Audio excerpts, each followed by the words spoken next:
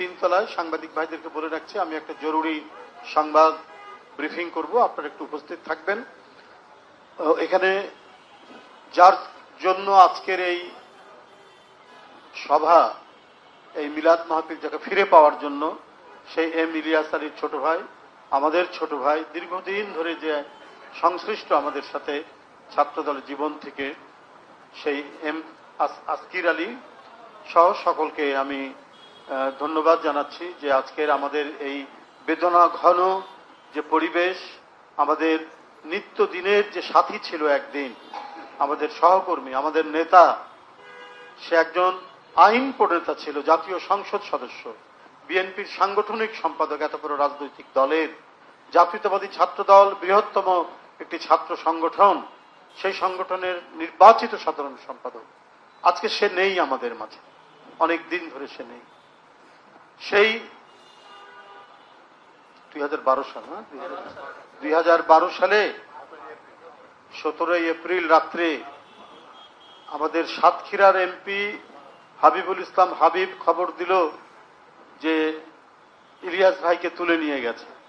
ওই রাত্রি 12টার সময় তার সাথে বের হয়ে তার বাসায় গেছি।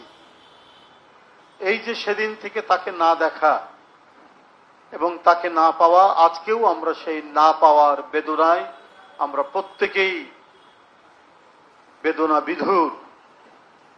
আমরা আল্লাহর কাছে দোয়া করব সে যেন আমাদের মাঝে ফিরে আসে। আমাদের সেই প্রাণবন্ত, আমাদের সেই অত্যন্ত দৃঢ় মনোবলের ইলিয়াস আলীকে আবার আমাদের মাঝে ফিরে পাই। আল্লাহর কাছে এটাই আমাদের প্রার্থনা। আমরা যে দুঃসময় পার করেছি, সে দুঃসময় পার করে আমরা নিঃসন্দেহে বলবো একটা সুসময়ের দিকে আমরা এগোচ্ছি। আমরা আরো সুসময় দেখতে চাই, এদেশে জনগণ দেখতে চায় সুসময়। এই জন্য বলছি যে মানে জাতীয় আন্তর্জাতিক ষড়যন্ত্র তো থেমে নেই, জাতীয়তাবাদী শক্তি যাতে স্বতঃস্ফূর্তভাবে কাজ করতে না পারে তার জন্য তো চক্রান্ত আছেই। বিএনপির সরকার, এটা তো অনেকের চক্ষুশূল, কিন্তু তবুও তো আমাদের গ্রেপ্তার হওয়ার ভয় নেই, গুম হওয়ার ভয় নেই, ক্রস ফায়ার হওয়ার ভয় নেই, এই সমস্ত ভয় তো গেছে কমপক্ষে। তো সে কারণেই বলছি যে অনেকটাই সুসময় আমরা এসেছি। তবে এই সুসময় শুধু আমার আপনার দুই একজনের জন্য নয়, সুসময় নিশ্চিত করতে হবে সারা জনগণের জন্য, গোটা জাতির জন্য, তাহলেই হবে সেটা সুসময়। আইনের শাসন যেন নিশ্চিত থাকে। কোনো গরিব মানুষ যদি কোনো অন্যায়ের শিকার হয়, সে যেন আদালতে গিয়ে ন্যায় বিচার পায়, এটা নিশ্চিত করতে পারলেই সেটা সুশাসন। ক্ষমতার জোরে কেউ যেন কোনো ফায়দা তুলতে না পারে, সেটা হলো সুসময়ের লক্ষ্য। গুম অধ্যাদেশ বাতিল করা হয়েছে, এই সরকার করেছেন। জনগণ প্রত্যাশা করে গুম অধ্যাদেশ বাতিল হয়েছে, কিন্তু নিশ্চয়ই এই গুম অধ্যাদেশের মধ্যে অনেক ফাঁক ফোকর আছে, অনেক ল্যাপসেস আছে, ঘাটতি আছে। এটা পূরণ করে একটা গুমের একটা আইন করা হবে, যাতে এমন গুমের আইন হয়, যেহেতু এখন পার্লামেন্ট আছে, একটা পার্লামেন্টারি অ্যাক্ট করতে হবে, যাতে ভবিষ্যতে কোন সরকার আসলেও এই নিষ্ঠুর পন্থা, এই অমানবিক পন্থা অবলম্বন করে তার বিরোধী প্রতিপক্ষকে পৃথিবী থেকে, দুনিয়া থেকে অদৃশ্য করার কোন সুযোগ না পায়। এই ব্যাপারটা সরকারকে নিশ্চিত করতে হবে। ডক্টর ইউনূস সাহেবের আমাদের গুম অধ্যাদেশ বাতিল করেছে, কিন্তু এর জন্য কি করবেন আপনারা? এই গুমকে নিয়ে নিশ্চয়ই আপনাদের ভালো আইন করতে হবে, এটাই জনগণ চায়। এই বিষয়টা আপনারা খোলাসা করে বলুন। জনগণ প্রত্যাশা করে এই সরকারের কাছ থেকে, যে ডক্টর ইউনূস সাহেবের সময় তখন তারা তাড়াহুড়ো করে করেছে, নিশ্চয়ই অনেক ঘাটতি আছে, সমস্ত ঘাটতি পূরণ করে গুমের উপরে এমন আইন করতে হবে যাতে আর ভবিষ্যতের কোন সরকার কোন ধরনের এই নিষ্ঠুর অমানবিক পন্থা অবলম্বন করতে না পারে। বন্ধুরা আমার, বক্তব্য দীর্ঘায়িত করব না, শুধু এইটুক বলবো, এই সরকার একে একে যে পদক্ষেপগুলো নিচ্ছেন, পদক্ষেপগুলো তার অঙ্গীকার অনুযায়ী, এবং ক্ষমতায় আসার পর অঙ্গীকার পূরণে আমি মনে করি যে মুহূর্ত মাত্র দেরি হয়নি। অঙ্গীকারের কথা মাটিতে পড়তে না পড়তেই অঙ্গীকার বাস্তবায়ন হতে শুরু করেছে। আপনি তার প্রমাণ জানেন। আপনার ফ্যামিলি কার্ড, ফার্মার্স কার্ড, খাল খনন শুরু হয়েছে। আজকেও প্রধানমন্ত্রী গেছেন বগুড়াতে, সেখানে কৃষি কার্ড, তারপরে ফ্যামিলি কার্ড ইত্যাদি বিতরণ এবং আরো অন্যান্য যে সমস্ত বিষয়গুলি আছে সেই বিষয়গুলি, হ্যাঁ এই কাজগুলো তিনি 10 বছরের কৃষি ঋণের যে সুদ মওকুফ করেছেন। পদক্ষেপগুলো একটার পর যেগুলো বলেছেন সেগুলো করছেন।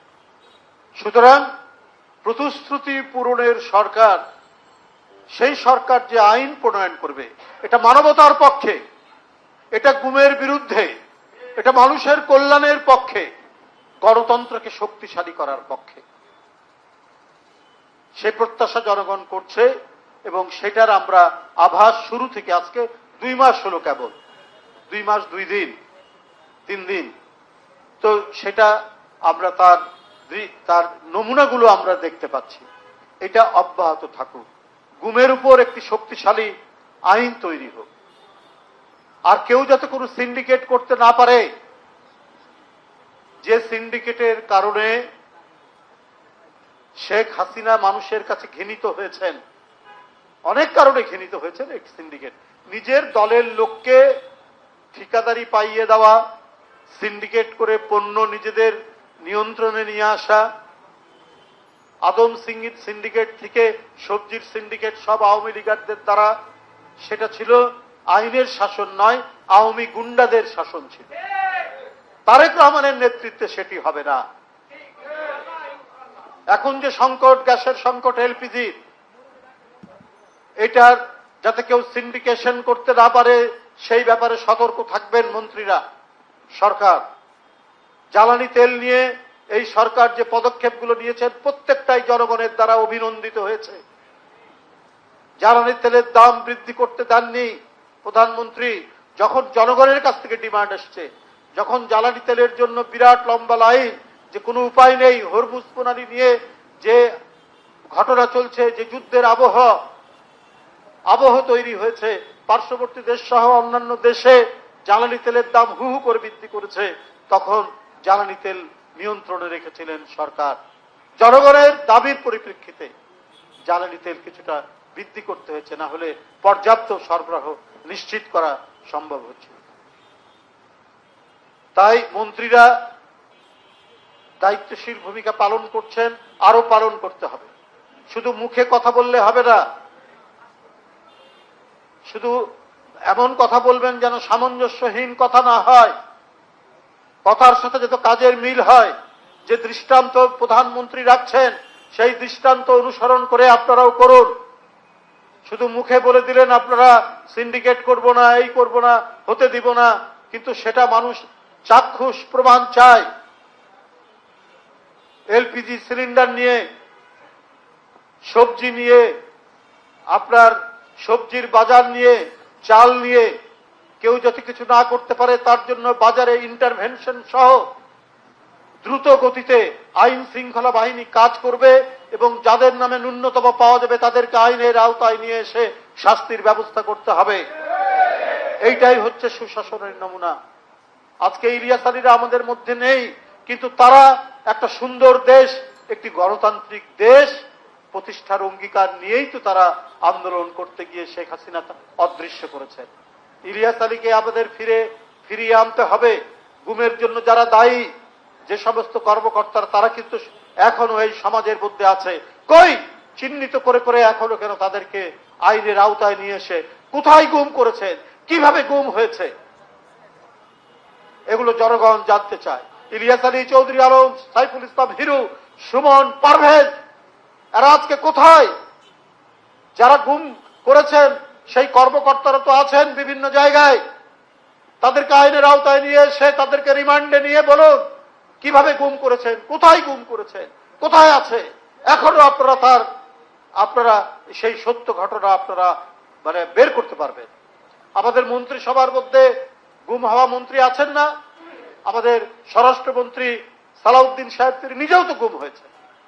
তো সুতরাং কিভাবে গুম হয়েছে, কিভাবে গুম করেছে ওই সমস্ত নিষ্ঠুর পুলিশ কর্মকর্তা, র্যাব কর্মকর্তা এবং অন্যান্য আইন শৃঙ্খলা বাহিনীর কর্মকর্তারা, তারা তো সবাই পালিয়ে যেতে পারেননি, পালিয়ে যাননি।